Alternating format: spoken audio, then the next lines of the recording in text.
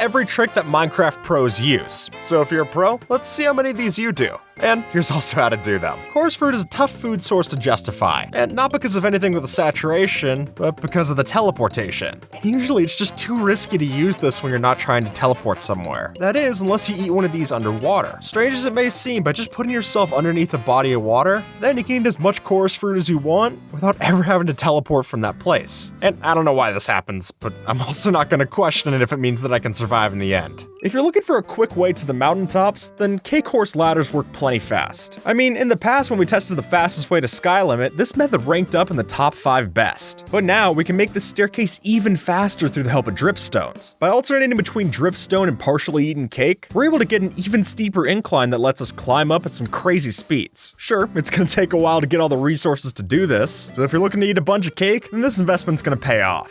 And it's also the perfect combination of weird and practical, which that alone is worth a try. Skeleton spawners are a valuable asset to have on hand, but we're now able to upgrade this good thing into something even better. Now, by adding in powdered snow, we're able to turn our skeleton farm into a stray spawner. Now, you might ask why we would do this, but it only takes one look at the loot table comparison to see just how much these slow skeletons can drop. And that's all upsides, folks, especially when all it takes to make the change is just some powdered snow and cobwebs. And at that point, it's a no-brainer. Stop using a regular hoe to farm your crops, since by just adding fortune to that same tool, that'll drastically increase your drop rates of crops when you harvest them. And that's also not the part that wastes the durability of the hoe, making this even more efficient and cost-effective too. When you see an exploding creeper, what do? Yeah, I'd run away too, but let's say that's less of an option here. And if you don't have yourself a shield, don't worry, because if you just have a block and you place it between your feet and the creepers, that'll prevent next to all of the damage that you would have taken from the blast. Since the way that Minecraft calculates explosion damage, it's based off of a ray that's cast from the creeper to the bottom of your hitbox. In this case, our feet. So if we block that off, we'll take way less of the damage. And this will also work for things like TNT and end crystals too, regardless of the block, might I add. Even with the new glow lichen on the walls, lighting up these caves is still a mega task. So why don't we try night vision potions instead? Though that's got its own issue. Potions don't stack, so they're gonna take a lot of room. So instead of sacrificing storage for bottles, why don't we just use night vision arrows instead? After you craft a chunk of these, you can simply hit yourself with a dose and get right back to exploring. Sure, it's a bit more painful, but that's a small price to pay for seeing in the dark. And a stack will give you plenty of time to do that. A lot of players will argue between using things like steak or golden carrots for food, but if you got the time to craft it, I'd actually say that suspicious stew is the option. Since you're just a dandelion mixed in with your traditional mushroom stew, you only have to eat one of these to fill up your entire hunger bar. And not to mention, since it does it through the saturation effect, you're also going to heal pretty well off of this too,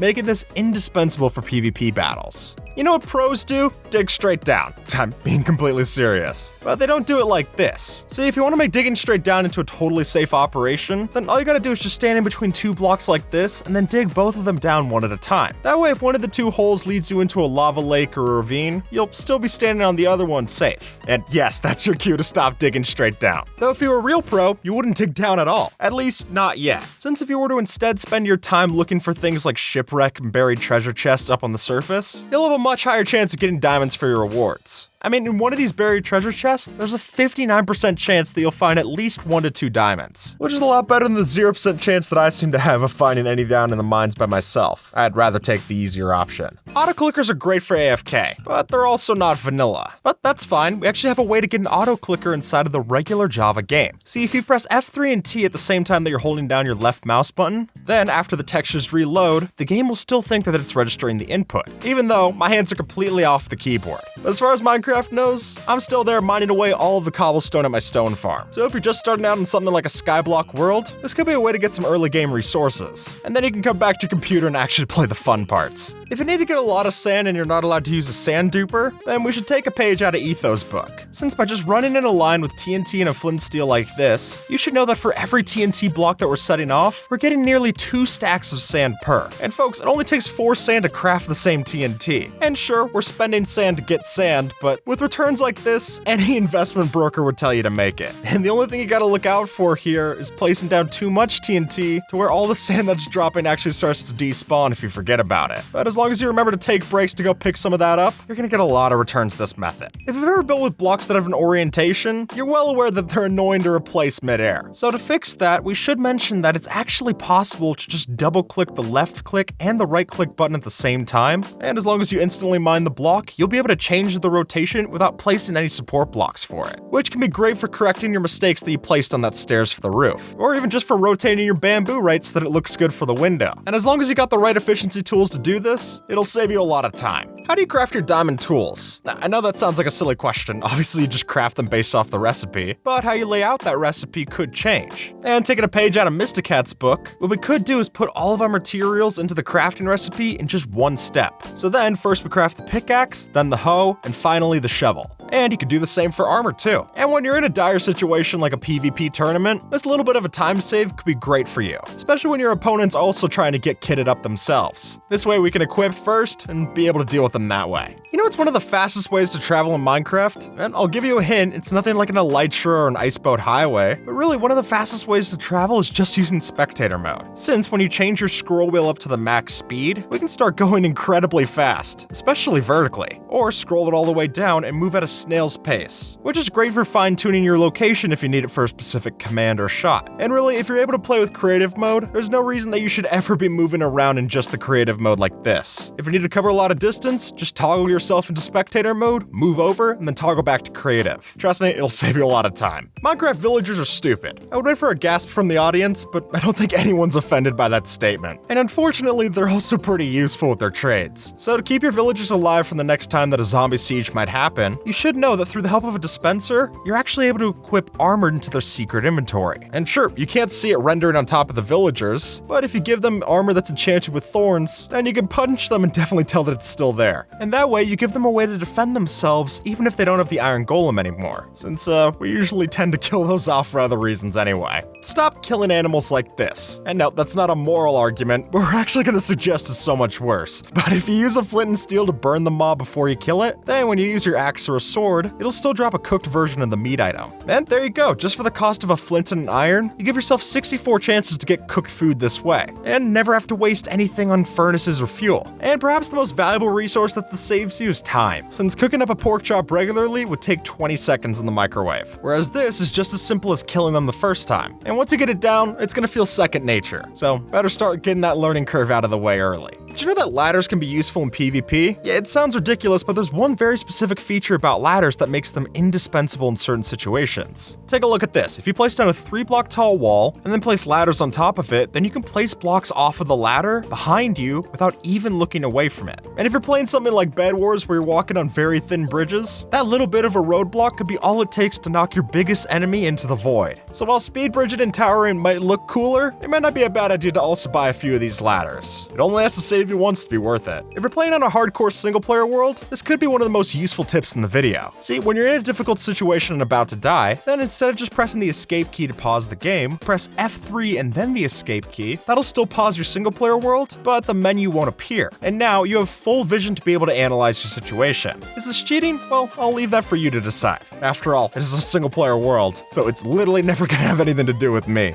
Stop using arrows in PvP, since you really should be using fireworks. Now, not only will these deal more damage on impact, but they're also a great way to disorient the player. Think about it, you're running into a combat situation, and now all of a sudden you got candy-colored lights filling up your vision like a Christmas tree. It's the closest we have to a smoke bomb in Minecraft. And plus, if you manage to kill someone while they're inside of a firework, I think that just adds insult to injury. If you got resources but you don't have a lot of time, then I should let you know that if you wanted to tame a horse, you could do it instantaneously. It's just gonna cost you 10 golden apples, which I'm not even gonna sugarcoat it, that's obviously more expensive than just taking the time to do this, but that's why it's something that only pros do. The Wither isn't an easy fight, especially on Bedrock Edition, but that's only when you spawn it like this. Since if we were to take our Wither and put it horizontally, underneath the return portal in the end, it'll be trapped inside of the bedrock, not able to harm us or anything around us. It doesn't even leave a big explosion like it usually does. And at that point you could kill it yourself, or you could summon in a couple of iron golems nearby and have them do the job for you.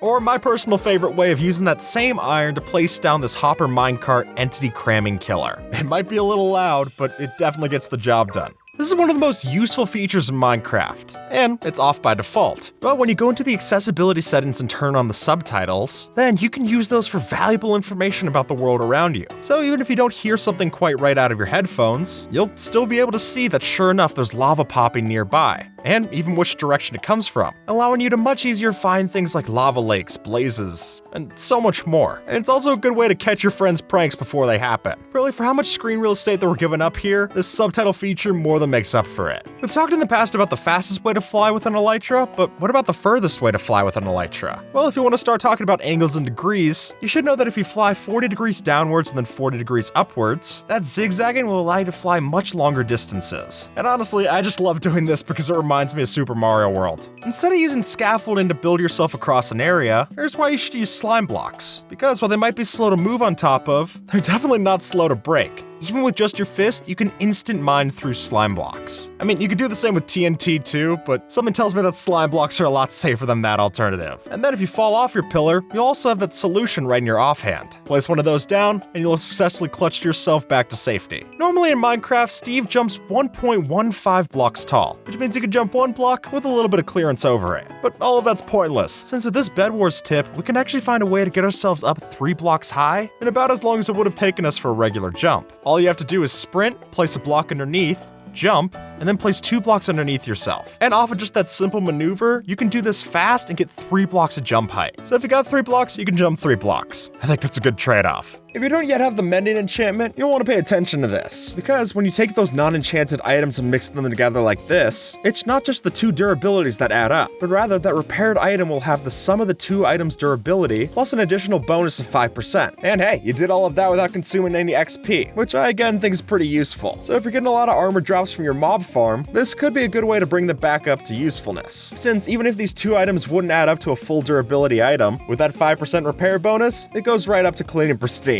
All of which without ever having to touch an anvil. If you have trouble fighting mobs at night, then you might want to brew up some weakness potions. Since surprisingly so, these can render a lot of mobs completely useless. And you'll see as much if we use it on a zombie. They will still do their attack animation, however, you don't even receive a damage tick or a knockback when they do it. And folks, that's on hard difficulties. And it's not just zombies either. This will happen for slimes, spiders, and even silverfish. And perhaps my favorite yet, if you use a weakness potion on a cave spider, that'll prevent it from poisoning you too, which really makes these ankle biters seem a lot less intimidating when you use it like that. It can often be tough to make an inescapable trap in Minecraft, especially when they got endgame gear, though the new lava cauldrons might just give us the perfect solution. Now, by themselves, they behave just as regular lava, but when partnered with honey blocks, these become a lot more dangerous. Since you're still affected by the honey's sticky qualities while you're in the cauldron, the player can't jump out of the pot to save themselves. And there you have it. Just with these 2 blocks, we made a trap that you simply can't jump out of. And if you pair this with a fall trap, you'll be sure to stick your foe right in the hot seat. And for their sake, I hope they packed a potion. If you're building your mob farm without an armor stand, then you're doing it wrong. Since strange as it may sound, having an armor stand set up like this in the middle of your mob farm makes it so that when you use a sweeping edge sword, you don't have to worry about wasting one of your swings on a dying mob. Since anytime that you attack a mob with sweeping edge and it dies on the spot, then it just absorbs the attack without doing anything else. But attacking an armor stand alleviates this, and that gives us the best option for crowd control. And it also means that if you're swiping at the armor stand, you're not going to take any thorns damage from any mobs that happen to spawn with it. So if all it costs is a training dummy to help you deal with these other dummies, then that's something I'm willing to take. Now I know that most of us would avoid quartz until we need things like comparators or daylight detectors, but in truth, even if you have no plans of building with it, it's still a good block to mine. Truth be told, nether quartz ore drops so much XP that when you don't have yourself a proper XP farm, this could be a great way to get yourself up into the higher levels. I mean, for just about 20 to 30 minutes of your time, you can go from 0 to level 30 just like that. And even though we're still doing this in the nether, I think you'll still find this is much safer than having to kill the equivalent amount of mobs in the overworld. You want to know the fastest way to trade in Minecraft? And I'll give you a hint, it doesn't use any kind of big system like this, but rather the most useful tidbit that you can know just relies on the spacebar. The way you do it is simple. You click on the trade you want to do, you click the item, and then you hit spacebar to refill the commodities that the villager wants. And just like that, repeating a cycle of going spacebar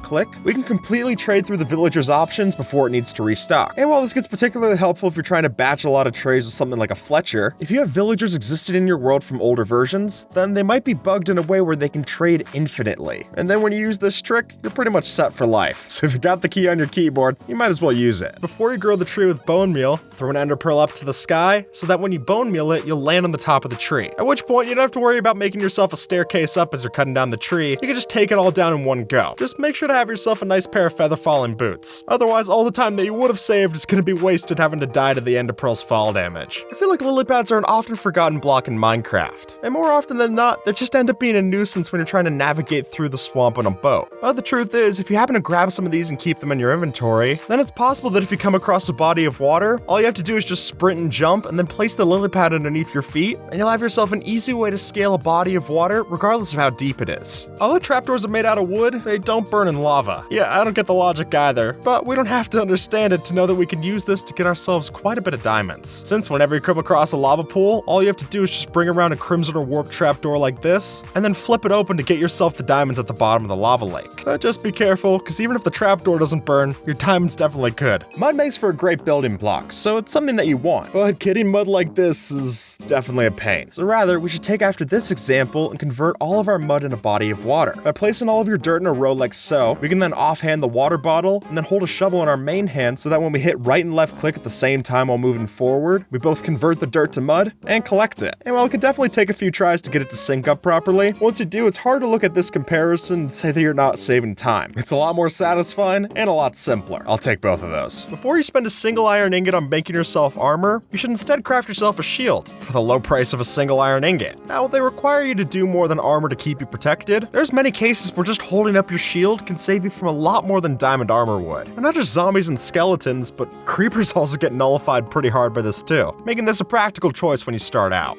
And if you don't yet have the iron to make yourself a shield, then you can still put those 5 oak planks to use in a different way. I'm serious, but just crafting a boat, we can save ourselves from a ton of damage. For instance, if a hostile mob's coming towards you, just place down the boat and you'll be stuck in place, which is especially useful for things like slippery mobs like Endermen. Or if you don't have yourself a water bucket that you can clutch with, just place down the boat, row it off, and you'll be completely safe when you reach the ground. So even if you didn't spawn next to an ocean where you'd need one of these, I think you'll find it'll be just as useful on shore as it would have been on the water. If you build your cow farm like this, you're doing it inefficiently. And instead what you should do is you should bait your cows into a 1x1 hole like this, with a hopper and a chest underneath them. So that, when you continuously breed them, that entity cramming limit's gonna kick in, and after you have 24 cows in your farm, eventually it'll start to kill off the other cows, and you'll have a fully functional automatic farm without even needing that big of a footprint. This Minecraft crop farm might look nice, but it's inefficient, since the way that it is in the game's code, you actually get better results from your crop farm if you plant them in rows like so. And honestly, we should have known that this was in the game from the beginning, considering the fact that village farms are planted this way as well. Maybe those Squidwards have more going on inside their head than just a big nose, since this could be really useful if you don't have bone meal yet to speed up the process in an auto farm. Here's the best way to kill blazes. Since with a looting 3 sword in your main hand and snowballs in your offhand, we're able to throw those at the blazes in the spawner and still get the looting effect applied to them, which without a doubt is one of the cheapest ways to get looting attached to your weapon. It doesn't even take a hit to the sword's durability. And while you can unfortunately only hold 16 snowballs at a time while doing this, with how effective snowballs are against blazes, you're still gonna be alright. And as long as you save some of the snowballs to make a snow golem farm back home, it's also renewable, and you can't beat that. Ever since 1.16, AFK fish farms have been nerfed. I'm not gonna deny that. But what they lack in treasure, they still have a lot to offer. For one, fish. But there's also plenty of experience points that you can get from fishing as well. And when it's this easy to build, there's really no reason to not have one of these in your world. Especially if you place it next to another place where you need to AFK. That way you're activating 2 farms at once, which alone would be a good deal, which is made all the better by how much food you're able to get from this method. Just waterlog a fence, place down a golden pressure plate on top, and then with an iron trap door and a note block placed like so, we'll have ourselves an infinite food farm regardless of where you put this in your world. When we talk about Minecraft traps, cake probably isn't top of your list, but here's why it should be. Since silly as it may seem, if you trap your friend in a case of cake like this, and then replace the floor underneath them with a piece of soul sand, then when we add in a water source block, we'll have trapped them inside of a bubble stream. And just that little bit of bouncing around is gonna make it very tough to break the cake. And at that point, their best way out is if they're hungry, which I've never seen anyone eat a full cake in Minecraft, so they might be there for a while. If you're like me, then you're terrible with a bow and arrow. And unfortunately for us, that makes it really tough to get this advancement for the bullseye. Don't worry, this will make it simple, since all we need to do is put a trapdoor on top of our target block, shoot an arrow right into the center, and then once we run 30 blocks away, we can have either a friend or redstone flip the trapdoor open, at which point it counts it as if we shot the arrow from back here, and we easily get the advancement. And hey, you can do the same for the sniper duel achievement as well, just switch out the target block for a different kind of target. Easy as that. As soon as you start to get resources that you need to smelt, you should not be wasting time individually putting them into different furnaces. Instead, with the help of the chest boat, we're able to position one of these on top of a bed of hoppers so that it'll evenly disperse all of our items across all of these different furnaces. And just like that, we're smelting 9 times faster than we would in a regular smelter. faster. Change them out for blast furnaces, it goes up to 18 times faster. And then by doing something like Puffing Fish HQ shows off in this design, we can have another chest minecart go around the outside and fill up all of our furnaces with fuel.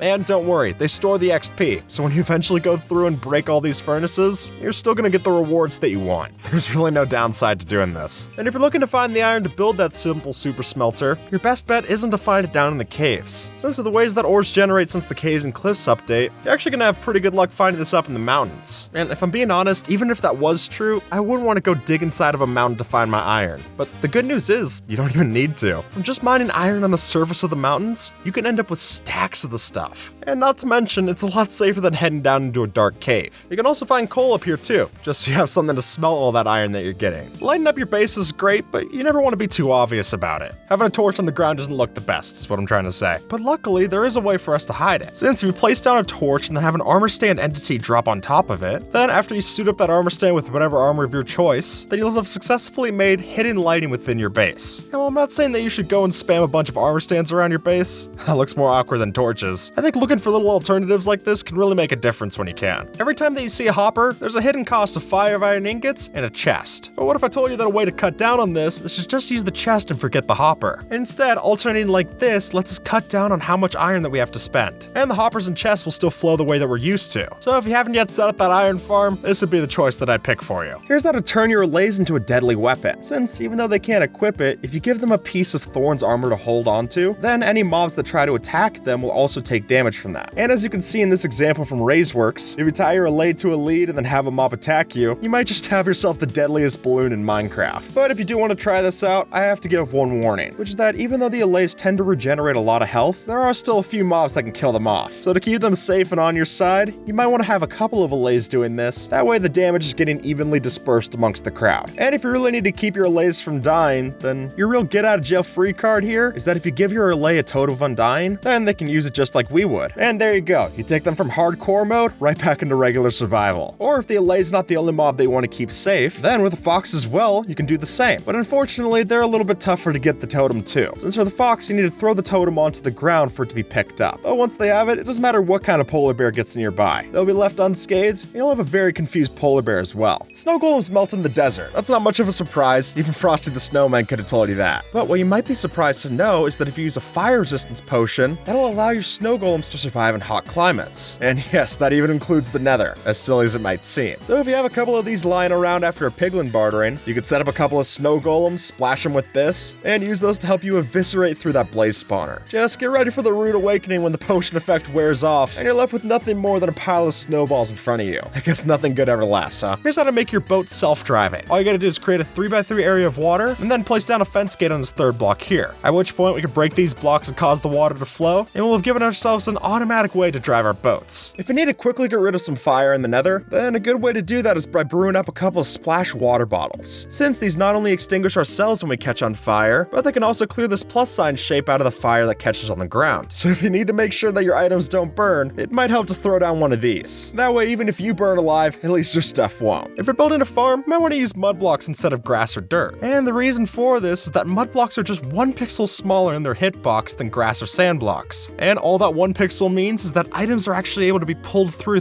a hopper. And there you have it. Just with that simple change, our whole farm design just got so much cheaper. And not to mention the rates get better as well. Really, for the price of crafting a water bottle, it's worth doing this at your next farm. Let's say you need to move your pet dog, but you don't want to risk it dying while you're running across the treacherous landscape. Well, no worries, Raiseworks has you covered. Since by attaching your pet to a lead and then that lead to a fence post, we can use a piston like this so that when the item despawns, then your pet will suddenly teleport that long distance just like that. And through the help of a chunk loader like this one, we can make sure that this design never unloads. That way, with whatever timer you build, it's gonna work just fine. And most importantly, it means your feline friend can travel thousands of blocks, all without having to move a muscle. Can't say I'm not a little bit jealous. If you live in a village, keep this one in mind. Since by attaching an observer or pressure plate next to your bed with a bell getting powered, then we make sure that when we wake up, the bell will ring, and the villagers stay inside long enough for the zombies to burn on the outskirts. Otherwise, without this system, they might go outside, get a few residual zombies, and you'll have a couple of zombie villagers burning out there as well. So if you already killed the iron golem around here, then the least you could do for the villager population is put in this bell system. And then we all avoid the rude awakening of having your village be completely ransacked by zombies. If you're able to find food on land, great, but we're not always so lucky. So instead, you might have a better chances of going to find yourself a river so that you can kill salmon. For one, they're super easy to kill. With just the right stone tool, you can kill one in one whack. And not to mention that even when you get rid of all the salmon inside of the river, when you come back later, they do respawn inside of the water. Oh, and they also have a small chance of dropping bone meal, which can itself be useful in finding yourself a food source that's renewable on land. And look, I'm not someone who likes seafood, but desperate times call for desperate measures. Suspicious stew is a great food source, but it's not great to craft, especially when you can't stack them. So if you can't easily hold on to a stack of suspicious stew, the next best thing is to get yourself a mushroom. And not just anyone, but if you shock it with lightning, sorry little guy, and then feed it the flower of your choice, preferably a dandelion because it's the best one, then that's how you get an infinite amount of suspicious stew. Though worth mentioning is that the flower only works once per. So if you wanted 64 saturation suspicious stew, you would need 64 dandelions. Luckily, those are easier to farm than the other suspicious stew. It's a simpler trade-off. Skulk sensors are very useful, but they're also very noticeable. But if you want to keep their function while losing that fidelity, then it's worth noting that by waterlogging a skulk sensor, then they'll be silent, but still behave normally. Now granted, this doesn't make them entirely discreet since the sound waves are still visible, but as we can verify from the Minecraft subtitles, there's no sound that's given off from the skulk sensor itself when we do this. But when you're trying to use a skulk sensor for a hidden trap like this, then anything you can do to make it less noticeable is gonna go a long way. After all, it just takes one little detail for them to notice and the whole operation to go belly up. And for the price of a water bucket, I'd rather stack those odds in our favor. Whether you're playing on easy or hard mode, mob proofing is an essential chore on your to-do list. And while light level can work, that isn't as much of an option in the nether. So if you're trying to get piglins to stop spawning in your travel tunnels or next to your fortress farm, then an easy to get solution is a moss carpet. Now initially, it might seem ridiculous to try and put vegetation next to lava, but apparently, moss carpet doesn't burn, making it pretty ideal for the lava landscape. Though I'd be remiss if I didn't mention that even though this doesn't burn next to lava, flowing lava will still break these the same as flowing water. But as long as you keep that in mind, you'll be safe.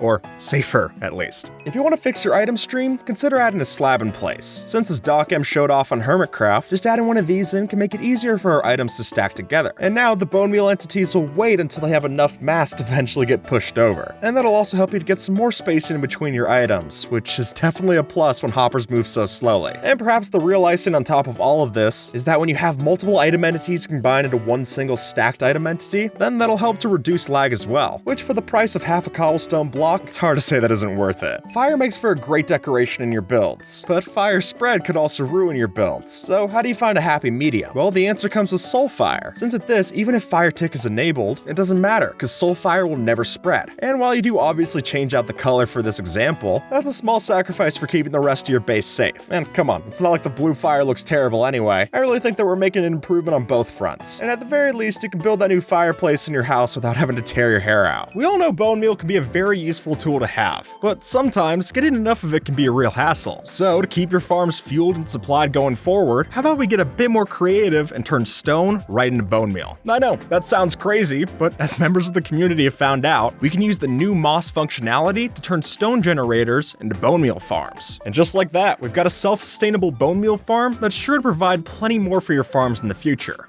In Java Edition, we trade with piglins like this, but on Bedrock Edition, we can do it so much faster. And the reason for that is that if you place down 2 observers to create an infinite clock, and then attach to that a sticky piston with a gold block on top of it, then when you throw the gold to the piglins to trade, you'll see that they're trading every single tick that's possible. So if you've got enough gold to fund it, I'd say pay up. You get yourself quite the show. With a pillar of scaffolding like so and an observer up top, we can effectively use this to send redstone signals upward like so. All we have to do is have a trapdoor underneath the top of the scaffolding, and that way when the legs on the bottom one update, that signal will move across the top of the system until eventually it's detected by an observer and we get the redstone signal up there. Though I will mention that unlike using walls for this, the higher the scaffolding, the longer the input delay. But for the simplicity and compactness of this design, I think it makes up for this trade-off and then some. Now, nether portals are a necessity, but I could do without the zombified piglins spawning in them. So if you're like me and you're also sick of those unwanted visitors, then with just a turtle-like place like so, we can bait them away from the portal. So sure, it doesn't stop them from spawning, but I'd rather treat the problem than learn how to live with it. And as long as the turtle egg isn't placed on a beach to grow up, it's not gonna hatch and the baby turtle won't object to it either. And if you take the setup from the piglin farm and switch out the gold block for a lightning rod, then when you throw a channeling trident on top, every time that it goes up and down, it'll strike lightning right on the source, giving you an infinite lightning farm, and a workplace hazard if you step too close, which you can then use as a mob converter of sorts. Or if you're crazy, you could do like we did and kill the wither with lightning. It just might take a few attempts. Having chests that we can put put in our boats is a great thing, but you might be better using a llama instead, since not only will a max storage llama still let us have some storage, but we can also put a friend on the back of the llama and keep up the same number of seats. That way we're not trading containers for company. Don't worry about getting yourself an iron sword. Instead, with just 3 stone and some sticks, a stone axe will do you much better. And if you're able to critical hit and time your attacks just right, you can easily kill off a lot of mobs. And partner with that shield that you just crafted, now you'll be covered in both the offense and the defense, all without having to get more than a single piece of iron. When 1.14 rolled around, Bamboo gave us a very solid way to defend our bases from enemies. With its weird hitbox, we're able to walk through just fine, but the mob AI struggles a bit to make it past the chutes, which is great, but a bamboo barricade doesn't fit in every build. So luckily, we've got something a bit more metal to use instead. Through the help of the copper lightning rods, we can place a couple of these down and get ourselves a mob-proof gate. And hey, if you think about it, they basically turn into an electric fence as well, though maybe that's better at fending off zombies than creepers. But with a cat to keep those away, then this safety solution's definitely worth a try. If you're playing on Bedrock Edition and hold down Shift and Jump at the same time on your keyboard, then as you start placing down blocks, it's possible to build a tower 16 blocks high, all without ever leaving the ground. Which at that point, why would you ever need scaffolding? This seemed to do the trick just fine. At first glance, this jump seems impossible, and really, it should be. But the truth is that if you happen to turn 45 degrees exactly while you're midair in the jump, then that'll let you jump 2% further than you would normally, which sounds imperceptible, but it's enough to make this jump. Though I can't stress enough how difficult this is to do. I mean, that's why we featured in the possible skills video. Without the help of something like a mod like Tweakaroo, I'd have no chance of pulling this off. But if you can, it just might help you in a pinch. Whether you're playing a game of Manhunt or trying to prank your friend, everyone loves a good trap. And with the help of the Dripstone Fallen Entity, we can make a particularly effective one. As it's coded, a dripstone falling from a height of 40 blocks will do the maximum amount of damage. Though, as soon as it goes through an end portal, that fall height doesn't reset. But rather, whoever goes through the gate next to me, quite the deadly surprise on the other end. Even with the diamond helmet, the odds are that your friend's still gonna get skewered the same way. So if you're looking to make the end off limits, then a couple of stalactites might just finish the job. You can't see it, but there's a hidden ladder here, and it's not one that we made with sticks, but rather with the way that vines and maps overlap, we can mix together an item frame and a map to make our vines completely invisible and the map climbable, which could make it easier to do something like building out your large map on a wall, or better yet, for a hidden entrance. And you don't even have to go that far. You want a reason to do this? Now none of your friends can rotate that map art to make it look bad, since the vine's hitbox is slightly larger than the item frames. And when you got destructive friends like me, that's worth the price of a mission on its own right. Instead of using chests, use barrels instead, since for one, they're cheaper to craft, they cost you 1 less plank for each recipe, and they're also great for small bases, since even if you have a solid block on top of them, you're still able to open them up. And while we can't double their size like we would a regular chest, it's also important to note that if you get a lot of these, they aren't rendered as entities like the rest of the chests, so they cause a lot less lag if you build yourself a barrel monster instead of a chest monster. Now I know that composters don't seem like the most helpful of items, but that might just be because you're using it wrong, since what you need to understand is that the first item that you put into the composter is always guaranteed to fill up the first level, and that's regardless of the item that you're composting. So if you want the maximum efficiency when you're using your composter for bone meal, first put in an item with a low chance of composting for the first stage, and then use higher chance items like pumpkin pie for the rest of the way. That way you're saving these higher chance items for where they're actually useful, which might not make composters the most useful block yet, but even if they're not useful, at least you know how to use them now. Most players think of doors as just that, a door. But folks, there's so much more than that. Since in Java Edition, you can use these doors for some pretty important things. Like if you're underwater, you can place one of these down and have yourself a standing safe bubble of air. Or you can also place one of these down and use it to confuse hostile mobs that are coming towards you.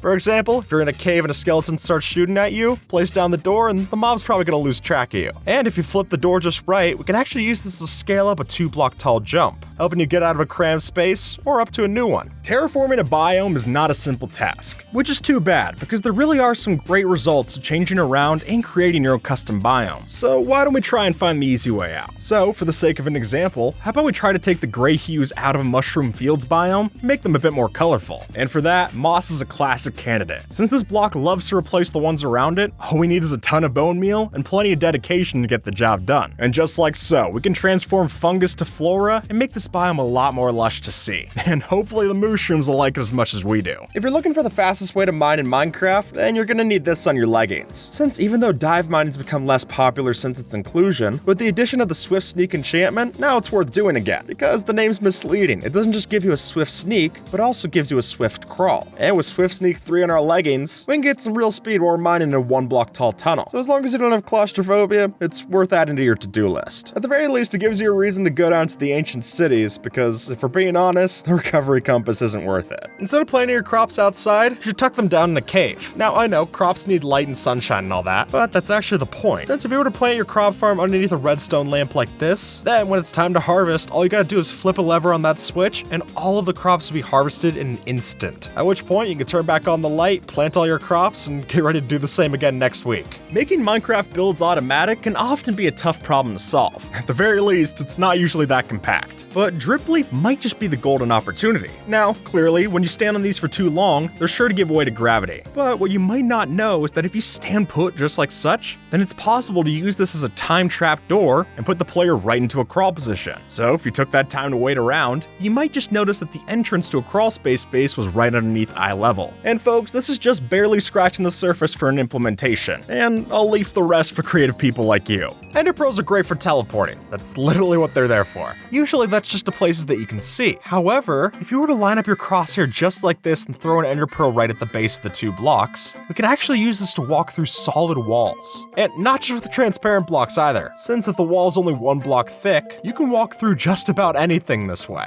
Just keep in mind that you are going to take some damage from the ender pearl, but for an easy way to get out of dodge, this could save you a chase scene. In a lot of ways, deserts can make great locations for bases. You don't have to worry about constant weather changes, and there are so many different sandstone blocks that there's plenty of variety to choose from. Though their oasis qualities leave something to be desired. I mean, who would want to live in a place with grass like this? I understand it's accurate, but most of the time, it just looks gross. Though, while the grass color map isn't changing anytime soon, we do have a new green block to play with. Through the help of the moss block, we can make desert grass that actually looks green and lush. And hey, the same goes for using azalea leaves instead of the regular ones. And needless to say, this is what you should be growing. Instamine tools are usually something we associate with late game. I mean, most of the time, you're not even getting this without haste 2 and efficiency 5. Or you could just use bone meal. No joke, with the new moss feature, it's possible to turn stone and deep slate into some of the easiest blocks to break in the game. And from there, you don't even need a netherite pickaxe. Just a stone hoe is all you need to dig these blocks. So as we start spending a lot more time clearing out the depths below, it might be worthwhile to bring some of this compost down in the caves. And besides, you can't even insta-mine deep slate with a beacon, so this is no doubt the best option to use. And with that, folks, YouTube thinks that you might like this video, so see if they're right and have a good one, alright?